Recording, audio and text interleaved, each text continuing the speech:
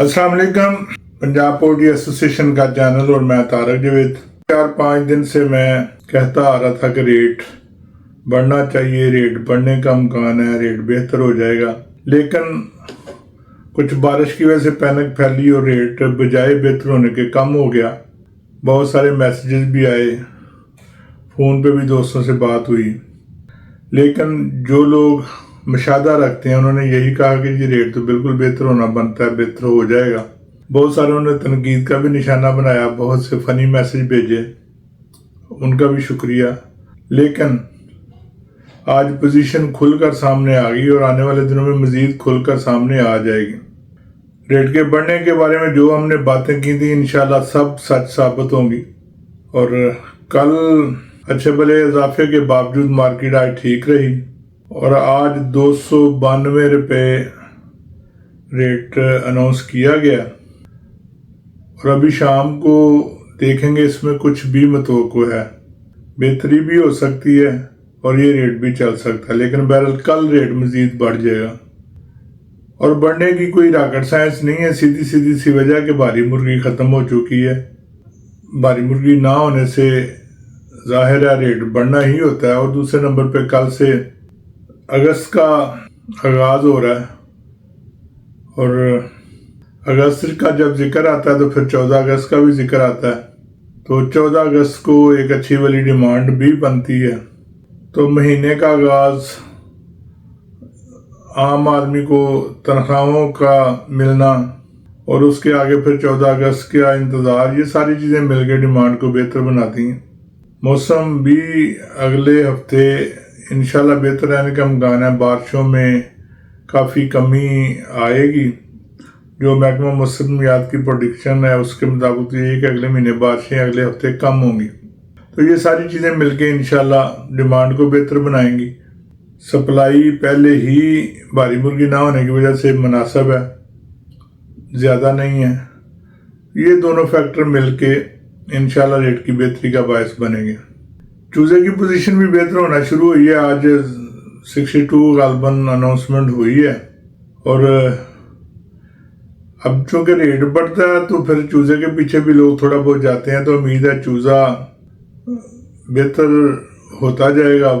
हालांकि चूज़े की तादाद बहुत ज़्यादा है, मशीनें बहुत ज़्यादा हैं, लेकिन फिर भी उम्मीद है कि आने वाले दिनों में ये भी नुकसान से निकल जाएगा या पैसे पूरे करने के करीब करीब पहुंच जाएगा। अल्लाह ताला उनके रिस्क में भी बरकत डाले, उनके कारोबार में भी बेहतरी लाए।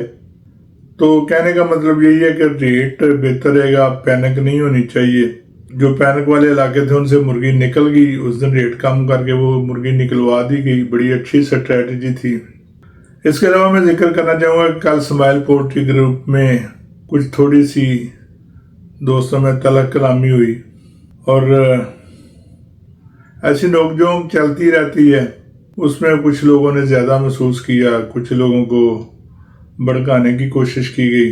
बहरहाल उसके नतीजे में ब्रायलर फार्मर्स एसोसिएशन के कुछ लोगों ने स्माइल पोल्ट्री ग्रुप को लेफ्ट किया। उनकी मेहरबानी, उनका जमहूरी हक है कि वो किसी ग्रुप में रहें या ना रहें, लेकिन मुझे सिर्फ ये समझ नहीं आई कि लेफ्ट करके उन्होंने क्या फ़ायदा उठाया, या अगर वो लेफ्ट करते हैं या इख्तलाफ करते हैं तो उनको क्या फ़ायदा होगा, इंडस्ट्री को क्या फ़ायदा होगा। पंजाब पोल्ट्री एसोसिएशन हद से ज़्यादा अपने मफाद को नज़रअंदाज करते हुए ब्रायलर फार्मर्स एसोसिएशन के साथ रेट के मामले में तावन कर रही है।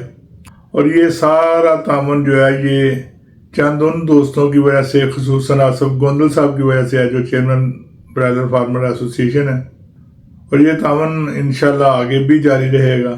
कोई ग्रुप लेफ्ट करता है करे, कोई नहीं करता ना करे, उसकी मर्जी है।